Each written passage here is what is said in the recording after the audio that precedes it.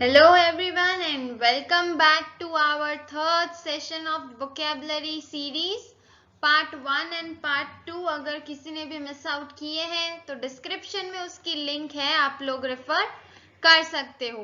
Vocabulary series हमने शुरू की है जो कि आपको आपके competitive exams, SSC, bank, PU इन सब के लिए यूजफुल रहेगी और साथ ही साथ अगर आप अपनी वोकैबुलरी बिल्ड कर रहे हैं तो भी काफी हेल्पफुल रहेगा। तो आज के सेशन में जो वर्ड्स हम सीखने वाले हैं, समझने वाले हैं, वो है सैबोटेज, पेनोप्लाई, इंपरेटिव, निबल, प्रोटेगनिस्ट और इनहेरेंट। तो लेट्स बिगिन। सबसे पहले हमने आज लिया है सैबोटेज। ये वर्ड अगर कभी सुना है, सैबोटेज एक वर्ब है विच मीन्स जानकर, सोचकर, समझकर किसी के काम को बिगाड़ना, उसे सैबोटेज करना कहते हैं। मीनिंग देखते हैं, अ डेलिब्रेट एक्शन ऑफ डिस्ट्रक्शन। देखिए, सोचकर समझ के किया गया हुआ एक्ट जो करने के बाद आपको पता है कि ये कार्य खराब होगा ऐसा करने से, फिर भी करा जा रहा है, तो उसे सैबोटेज करना कहते हैं। Disruption in which equipment is damage, या ऐसा डिस्ट्रप्शन करना कि उस कार्य को कुछ इक्विपमेंट लग रहा है वो डैमेज्ड है या खराब करना, जैसे काम करने वालों का यंत्र बिगाड़ देना, उसे कहा जाता है तो सैबोटेज। अगर हम एक या दो वर्ड में कहे तो तोड़फोड़ करना, सॉरी, किसी भी चीज को तोड़फोड़ करना, राइट, वो होता है टू सैबोटेज। यानी डिस्ट्रक्शन और बॉम्बिंग जो कि उसके समानार्थी होंगे, सिनोनिम होंगे, नुकसान पहुंचाना, या फिर आप उसे ऐसा भी कह सकते हो कि गड़बड़ करना, राइट, गड़बड़ करना भी होता है, सोचकर समझकर जानकर किया जाने वाला नुकसान।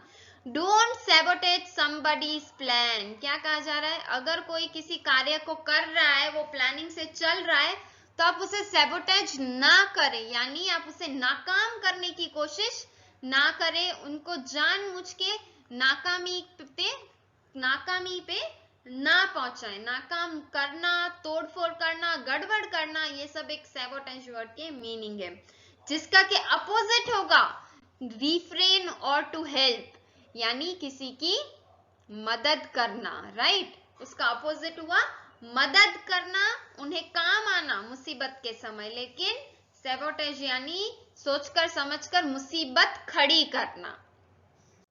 फिर नेक्स्ट आता है पेनोप्लाई, जिसका की मीनिंग होता है एन इम्प्रेसिव डिस्प्ले और range of a particular type of thing, यानी कोई एक ही प्रकार की वस्तु है, एक ही प्रकार की भिन्न वस्तु है, उनका प्रदर्शन करना, उन्हें दिखाना, वो होता है पेनोप्ली, जिसका सिनोनिम है रेंज और कलेक्शन। रेंज और कलेक्शन यानी वही हुआ, एक ही प्रकार की चीजें हैं, एक ही प्रकार की अलग अलग वस्तुएं हैं जिनको कि आप रेंज बना के दिखा सकते हैं। कलेक्शन है, I have a huge collection, variety of clothes, तो वो कपड़े ही है लेकिन अलग अलग तरीके के हैं, अलग रेंज में फॉल करते हैं, राइट, तो वो होता है पेनोप्ली। इंप्रेसिव डिस्प्ले करना एक पर्टिकुलर थिंग का। एग्जाम्पल के तौर पे तो पेनोप्ली ऑफ टैंक्स, देखिए पेनोप्ली ऑफ टैंक्स, यहाँ पे क्या है प्रकार, टैंक्स के प्रकार है, यानी एक टैंक है जिसकी अलग अलग भिन्न प्रकार है, वो दिखाए जाएंगे। Gave a strong return to Pak forces in 1971।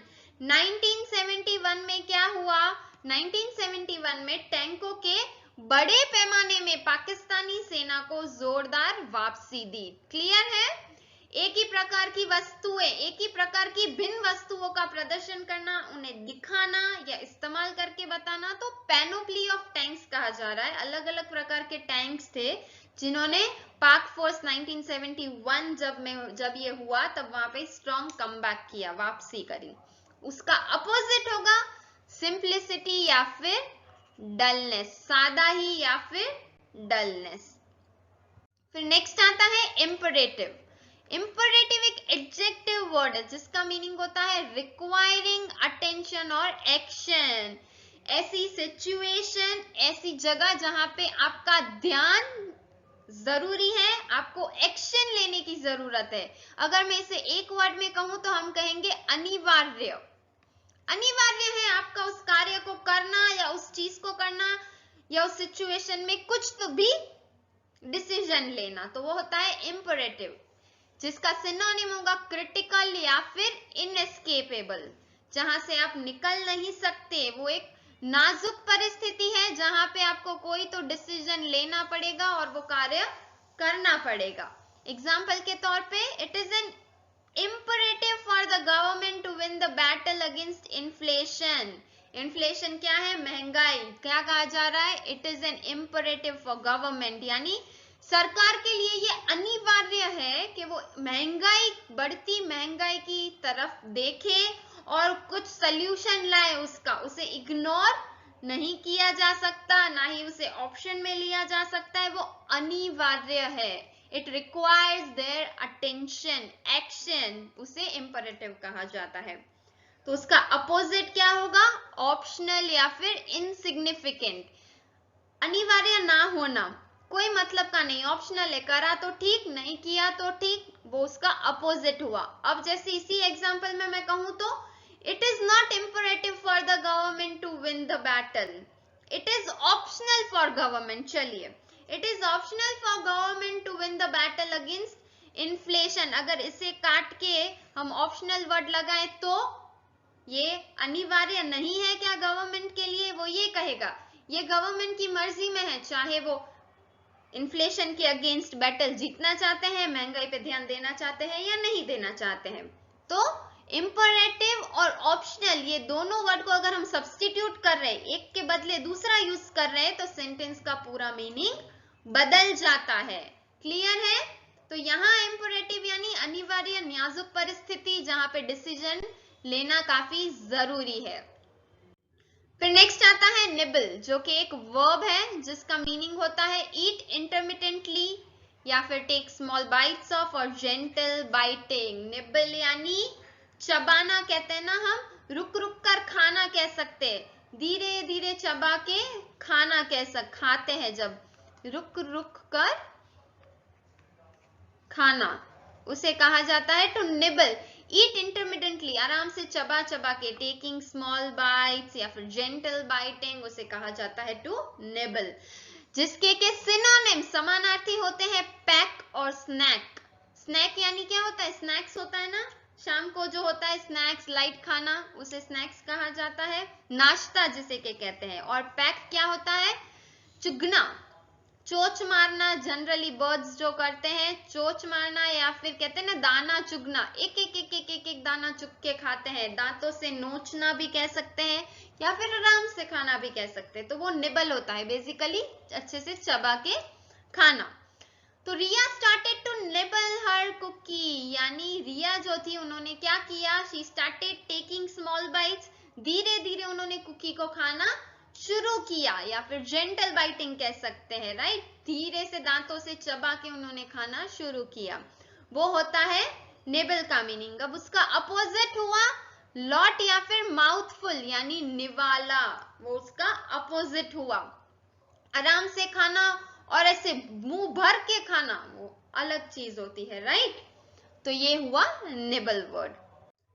फिर आता है प्रोटेगोनिस्ट, ये हमने सुना होगा कई बार। प्रोटेगोनिस्ट एक नाउन वर्ड है जिसका मीनिंग क्या होता है? यानी कोई सिचुएशन है जहां लोग हैं तो वो वहां पे वो नायक है उस चीज के। प्रोटेगोनिस्ट यानी नायक, मेन कैरेक्टर। अगर कोई चीज चल रही है वो उनका सेंटर फिगर है, centre figure of narrative, leader in the movement और cause. He is the protagonist of this, ये जो चल रहा है कार्य उनके ये प्रोटैगनिस्ट है। ही is the leader of the movement, he is the protagonist in this movement, यानी ये जो हम प्रदर्शन करने वाले हैं उनमें ये मेन कैरेक्टर है, नायक है, लीडर है, ये गाइड करेंगे कि आगे कैसे क्या होगा। तो वो हुआ इस वर्ड का मीनिंग, जिसका के समानार्थी सिमिलर मीनिंग्स एक जैसे और कौन से वर्ड्स होंगे? बैकर या फिर लीडर, राइट।